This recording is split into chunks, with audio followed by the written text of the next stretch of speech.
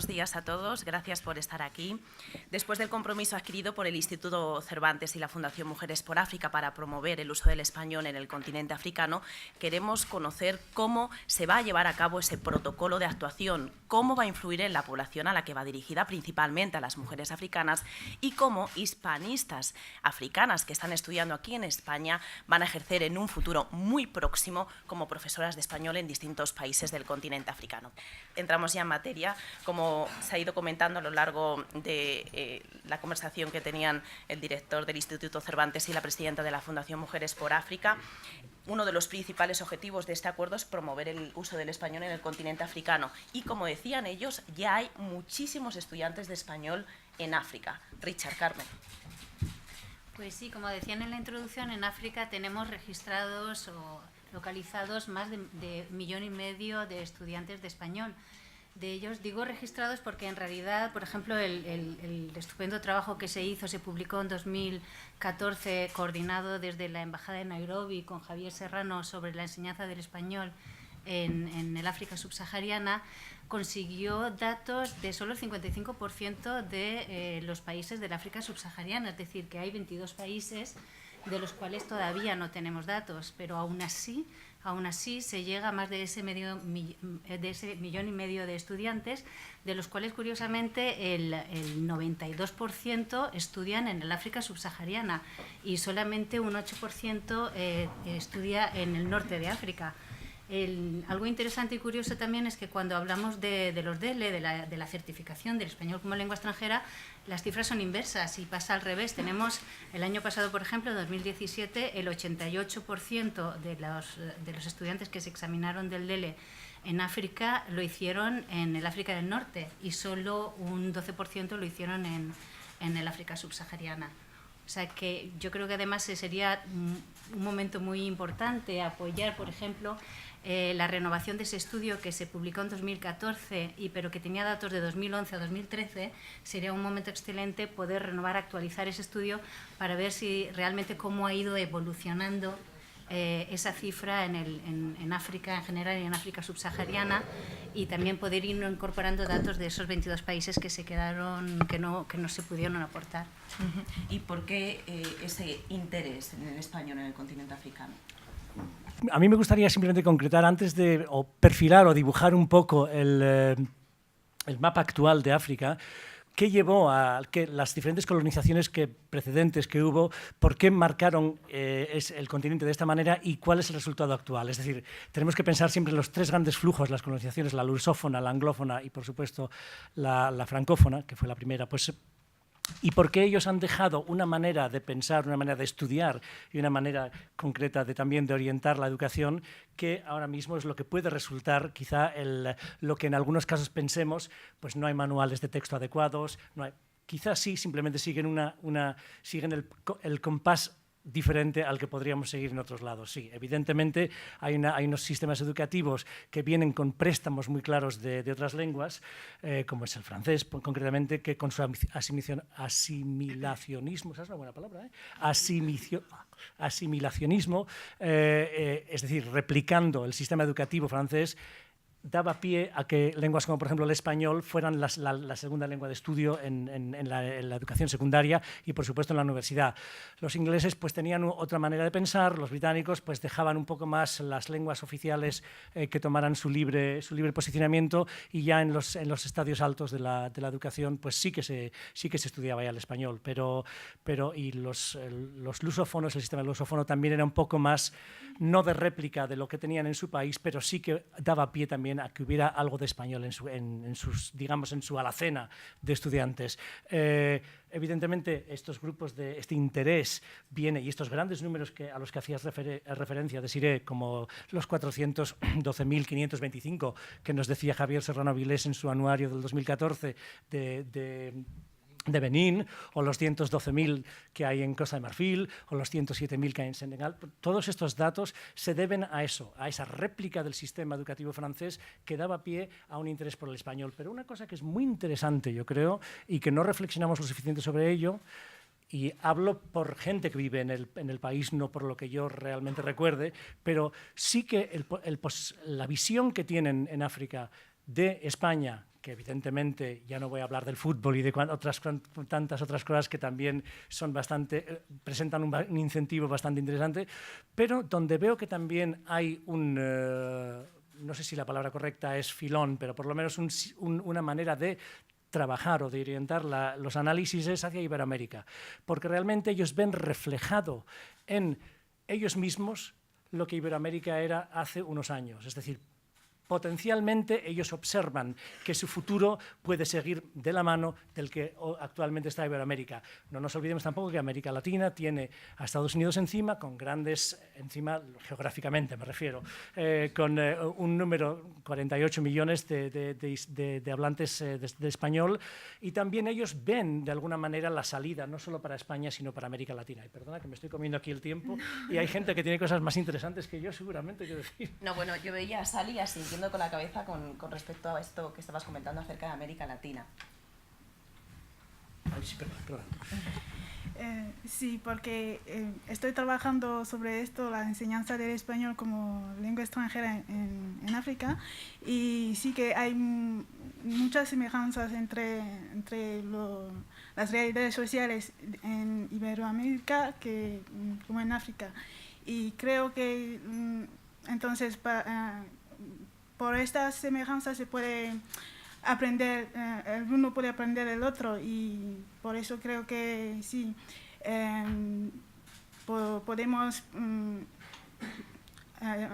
inspirarnos, los africanos, del modelo de cómo llevan la enseñanza en general en Iberoamérica, teniendo en cuenta las realidades socioculturales, las culturas, la variedad cultural que hay ahí en América Latina. ¿Y por qué decidiste estudiar español? Bueno, a esta pregunta siempre contesto lo mismo, que me enamoré del español, así que decidí aprender español y después del instituto, porque el español se estudia en Gabón a partir de la secundaria, que se compone de 2 ciclos, el primero que aquí corresponde a la ESO y el bachillerato, y a partir de tercer año de lo que corresponde aquí a la ESO, estudiamos español hasta el final del instituto, que son 5 años de estudios. Y después, si te gusta el idioma, puedes seguir estudiando español en la universidad, porque hay un departamento de estudios ibéricos, y después del instituto decidí seguir estudiando el español para ser profesora de este idioma que tanto me encanta. En un rato hablaremos de la beca, pero queremos conocer, Ocean, tu opinión. ¿Por qué decidiste estudiar? También empezaste en el instituto. Sí. Sí, empecé a estudiar la lengua española desde el instituto. Es que en Madagascar, en los institutos públicos, tenemos derecho a elegir entre 3 lenguas, o sea, el español, el alemán y el ruso, pero yo opté por el español, porque yo no sé por qué al inicio. Yo dije, bueno, que ahora hay muchas novedades sobre España y a mí me encanta el fútbol. Entonces también, como, es una buena idea. Si un día voy a ir a Madrid, al menos tengo que hablar algunas palabras españolas.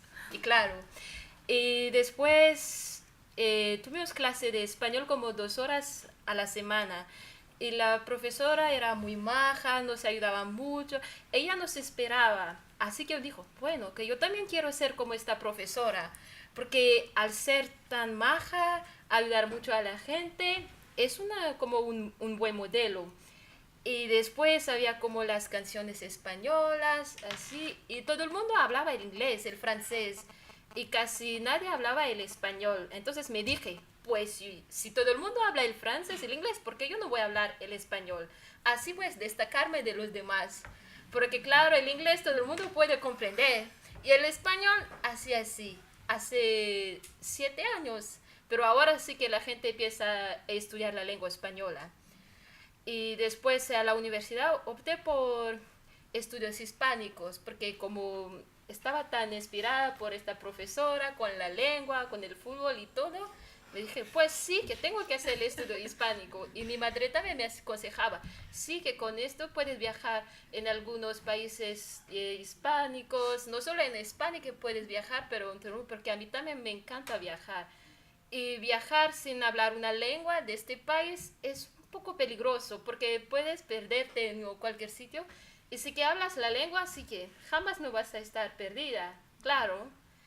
Entonces me encanta la lengua española, que yo no sé qué claro, que si tengo que elegir otra carrera, no elegía nada, solo el español, porque me encanta muchísimo.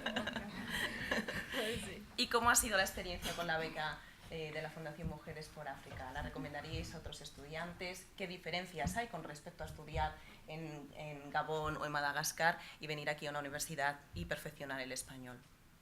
Bueno, En Gabón, bueno, la experiencia que tuve aquí, el primer año que hice de profundizar mi nivel de lengua, fue una experiencia maravillosa, porque antes solo había estado estudiando español en Gabón. Y bueno, sí, también tuve una estancia de 3 meses en Guinea para aprender más sobre el idioma, pero venir aquí fue como vivir realmente el idioma, porque lo que hacemos en Gabón es estudiar más gramática,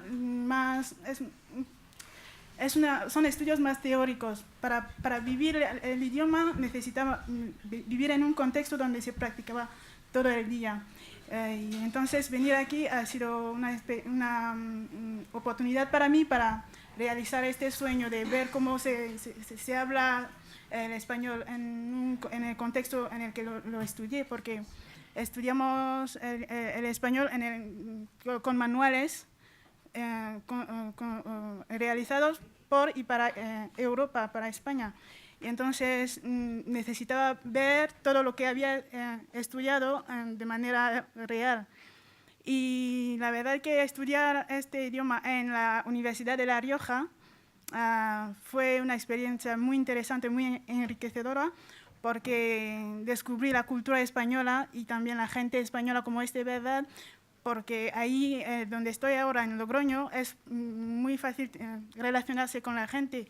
Solo necesitas abrirte, ser abierto a esas diferencias que puedes encontrar porque vienes de otro país, porque es otra cultura. Entonces, ponerte en contacto con la gente y ya está. Y los profesores también muy majos, que el trato entre estudiantes y profesores aquí es muy diferente en África. En África los profesores imponen y entonces demasiado cordialidad entre nosotros.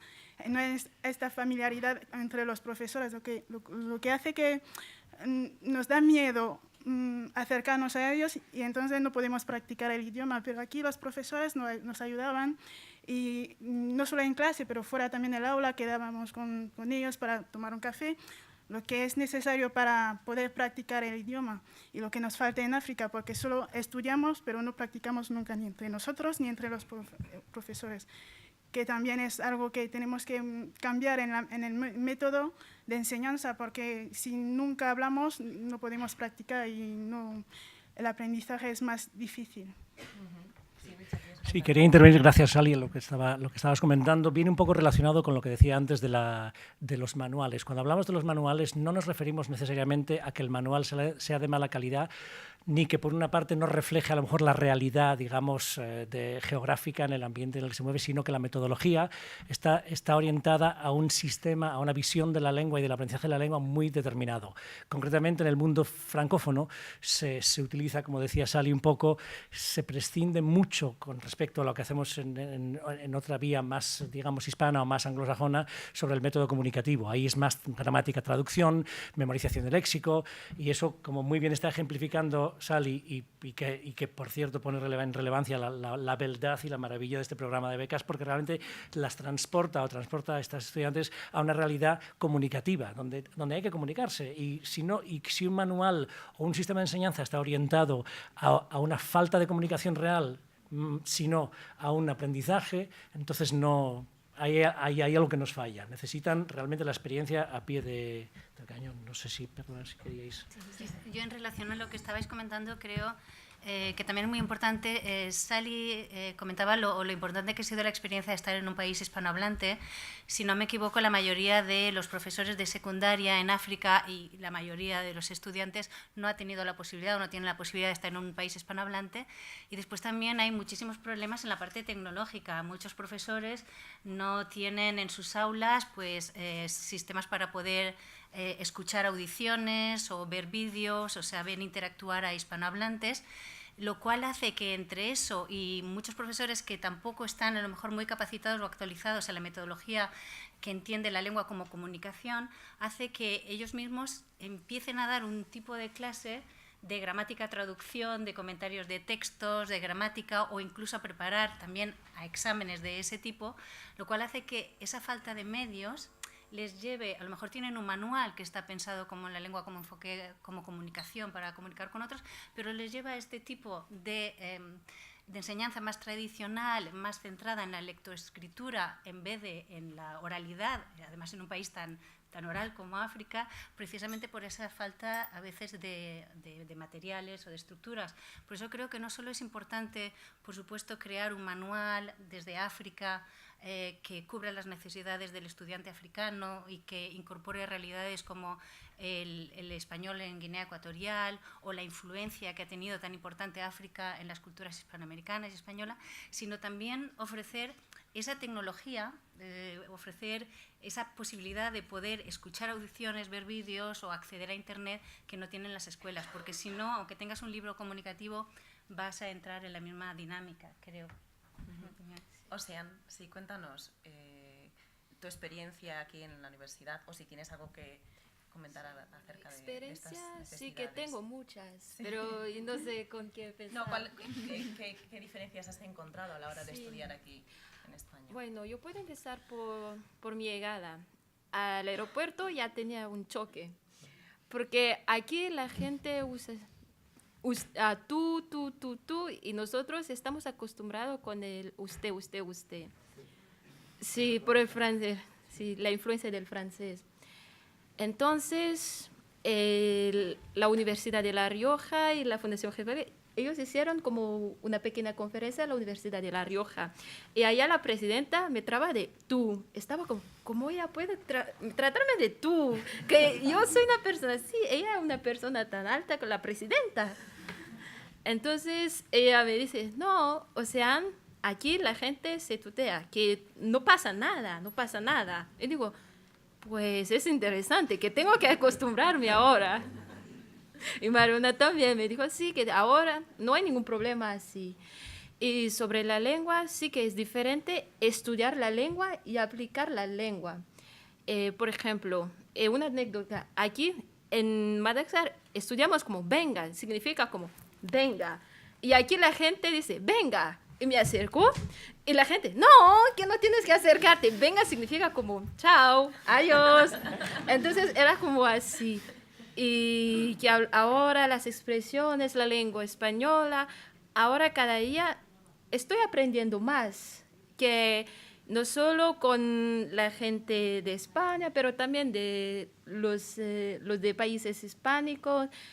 Cada día estoy aprendiendo, que jamás no voy a parar de aprender, porque claro que siempre hay cosas que tenemos que estudiar y aprender y aplicar la lengua. Al inicio me daba un poco vergüenza, porque si cometo error, la gente va a juzgarme, así estaba en mi cabeza. Pero al vivir aquí, yo sé que sí que puedo, porque no es mi lengua materna, pero estoy intentando mejorando mi lengua. Entonces, no tengo que tener vergüenza, porque es lo que pasa en Madagascar. Estamos hablando en castellano en clase y a veces algunos estudiantes tienen miedo y tienen vergüenza de cometer error y no hablan. Pero ahora que estoy aquí, yo veo que no es un problema cometer error, que son gracias a los errores que podemos aprender, porque si no cometes ningún error, no podemos aprender nada. Sí. Bueno, pues vamos a continuar conociendo un poquito más cuál es la presencia del Instituto Cervantes en el continente africano y qué actividades, proyectos, programas tiene para desarrollar la promoción, promover el uso del español en el continente africano.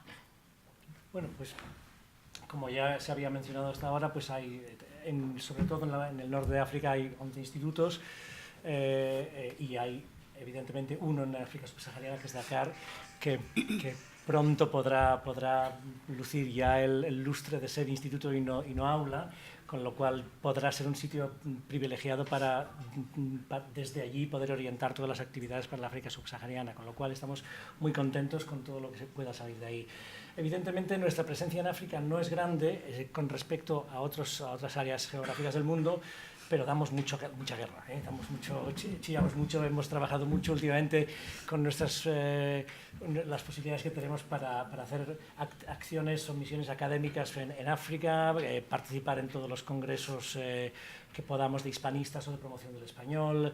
Desde nuestro portal del hispanismo aquí desde Madrid podemos irradiar y emanar toda la información tanto para lingüistas como para periodistas.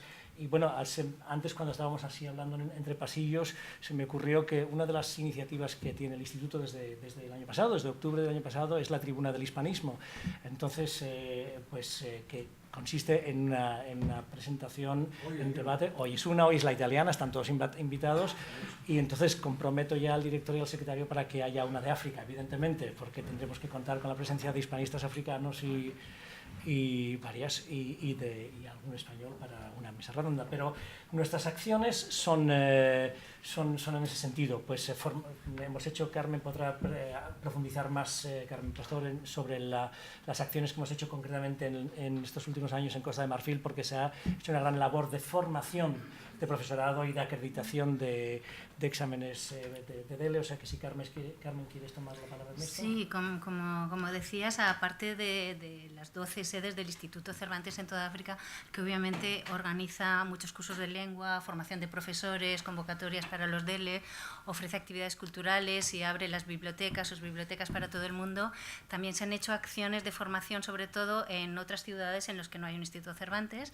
como apuntaban anteriormente, también en el 2015 y el 2017 se han organizado con la Embajada de España en Costa de Marfil jornadas de gran afluencia de formación de profesores, a los cuales se han mandado desde aquí, desde la central, a varios formadores. Algunas de las formadoras están aquí en esta sala, y una de las cosas que resaltaban al volver es lo encantados que estaban ellos de haber podido entrar en contacto con este profesorado marfileño maravilloso, motivado. Están por aquí, os lo pueden contar. O sea, venían ellas, fueron muy exitosas las jornadas, pero ellas también venían encantadas con todo el feedback que se traían de Costa de Marfil.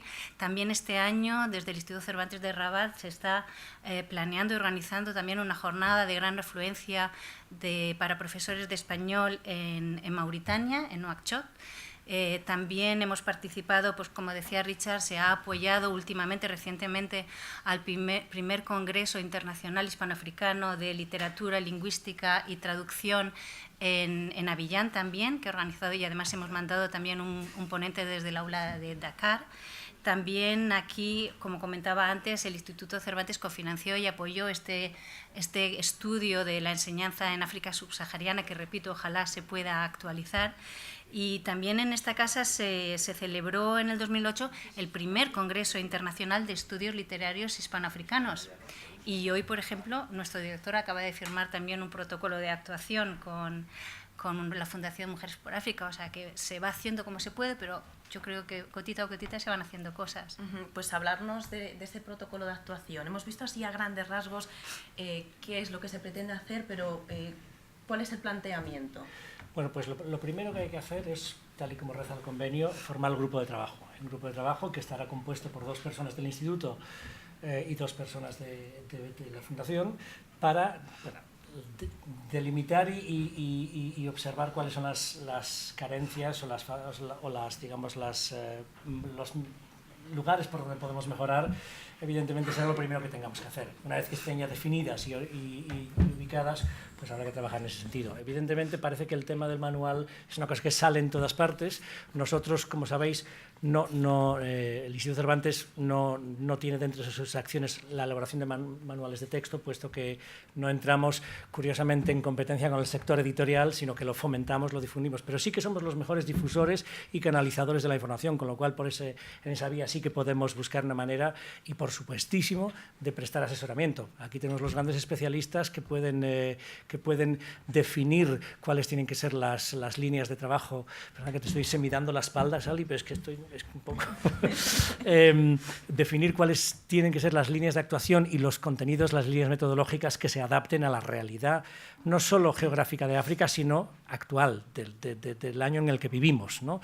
Y en eso sí que gustosamente trabajaremos desde la dirección académica del Instituto Cervantes para prestar todo el apoyo al asesoramiento y también conectar con lo que sería el ideal maravilloso, sería la posibilidad de que el mundo editorial español pudiera entrar en África de alguna manera. No sabemos eso cómo se puede hacer. Necesitamos ayuda de muy arriba para eso, pero realmente es donde se encuentra uno de nuestros grandes problemas. En nuestros propios centros en el exterior también hay que darse cuenta de que es dificilísimo que en algunos sitios, en algunas áreas geográficas del mundo, lleguen los manuales de texto para que los propios estudiantes estudien. Es muy difícil, con lo cual yo creo que es un trabajo de todos, de muchas instituciones diferentes, y nosotros, por supuesto, que aportaremos nuestro grano de arena, que es el conocimiento sobre cómo debe perfilarse un buen manual para que, como decía Sally o como decía Ocean, no hubiera un choque cultural al llegar al país y se pudieran comunicar bien. Con lo cual, lo brindamos el apoyo, desde luego. Una vez que hagamos eso, a través del portal del hispanismo, y de nuestras páginas y de nuestras páginas web, el CVC, etcétera, etcétera, podremos hacer toda la difusión del mundo a todo lo que se haga en cuanto a actas digitales, el visionado de las conferencias, etcétera.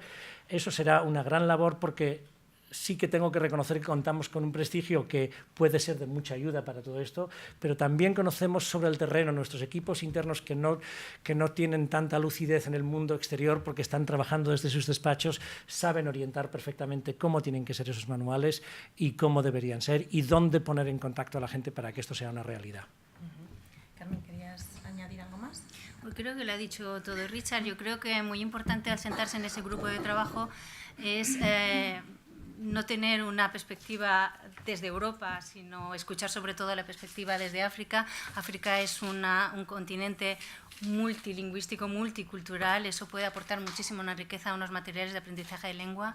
Está ahí el debate también del aprendizaje de una lengua extranjera desde la propia lengua materna o desde otra lengua extranjera. Son puntos importantes también para ver, para estudiar.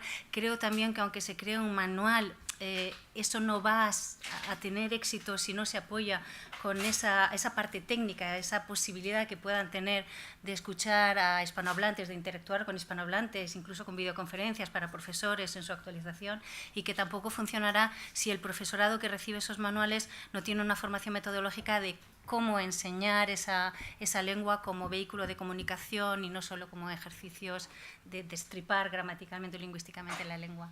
Pero vamos, lo que ha comentado ya Richard.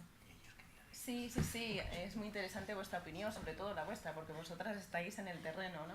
Sí, porque si se realiza esto, si se pone en práctica de verdad, creo que va a mejorar muchísimo el aprendizaje del español en mi país particularmente, porque me acuerdo, cuando todavía estaba estudiando español, no podía ni soñar algún día pisar a la tierra española. Para mí era una tierra, un paraíso, el país de las maravillas, para mí, que no existía.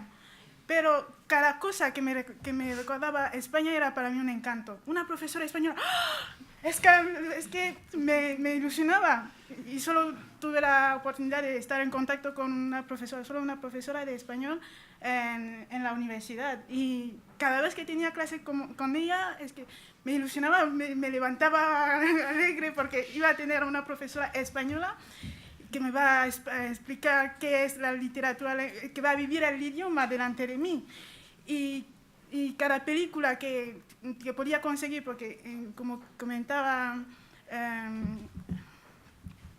Carmen, no tenemos acceso a estos medios técnicos, no podía ver películas en español ni escuchar canciones. Cuando por milagro me ponía en contacto con alguno que había estado en España y que traía, no sé, bajo un dispositivo una película o una canción, me la escuchaba todo el día porque no tenía otra manera de estar en contacto con el idioma.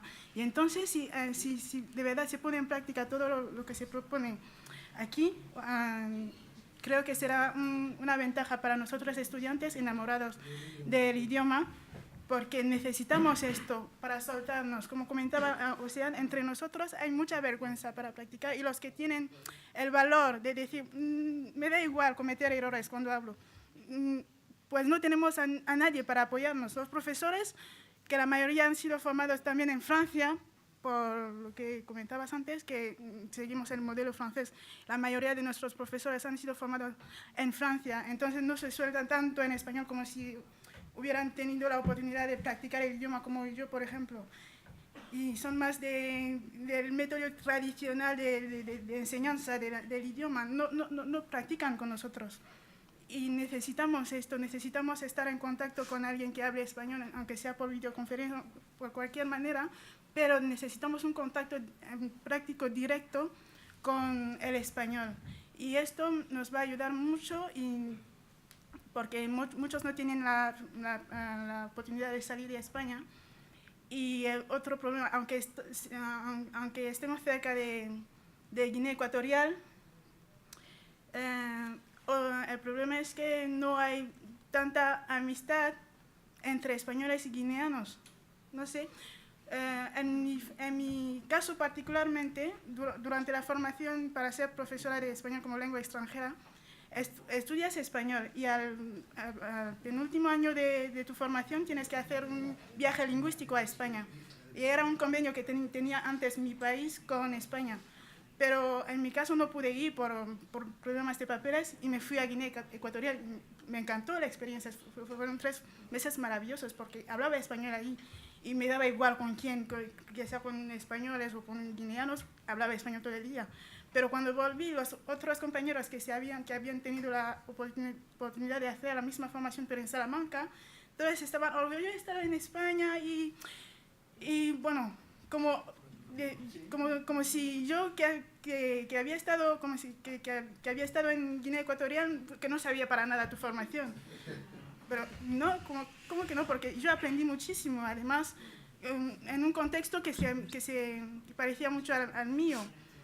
Y esto es el problema, porque si hubiera mucha amistad entre nosotros, podríamos hacer viajes de estudios, como aquí en Europa tenéis el Erasmus, por ejemplo, os comunicáis. Los estudiantes tienen esa oportunidad de salir, pero en Gabón no se valora este privilegio que tenemos de estar cerca de un país que habla español, simplemente porque es un país africano y que, pues como es un país africano, no tiene tanta... Bueno, la mayor parte habla el español y también el Sáhara Occidental, es decir, que son los 2 puntos en los que llegas a esos países y estás hablando en español desde que desciendes del avión. Sí, entonces, bueno, supongo que es algo que se debería considerar, ¿no? Sí, que la cercanía con Guinea Ecuatorial tendría también que ser una oportunidad para nosotros de estar en contacto con el idioma, y para esto es importante que se valore también el español que se habla ahí, la cultura guineoecuatoriana en los manuales escolares. ¿Cómo se da a conocer un país por su cultura? Y la literatura, por ejemplo, forma parte de la cultura de un país. ¿Por qué no dar a conocer también la literatura guineoecuatoriana en los manuales de enseñanza?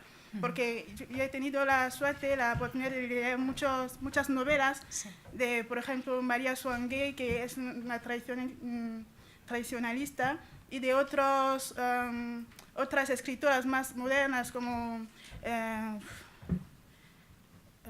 ya se me ha olvidado el nombre, pero he leído muchas novelas guineanas que... Sí. Precisamente de Marian Suangue. ¿Cuál es? La de Cómo. Cómo, sí, me encantó mucho. Difícil. Sí, fue la primera obra española que leí, me encantó por todo lo que cuenta en esto, porque plasma las tradiciones, la cultura africana, muchas cosas que no se saben de África, que es algo que también me gustaría que conociera el mundo. La cultura africana, las tradiciones, la variedad que tenemos. Esto creo que mediante la literatura se puede conseguir también. Y desgraciadamente no se conoce mucho la literatura guineoecuatoriana, que tendría que ser algo que tenemos que incluir en los manuales educativos de enseñanza del español. Y es importante. Y bueno, muchas gracias, muy interesante. Muy todo lo que intenso, nos has muchas contado.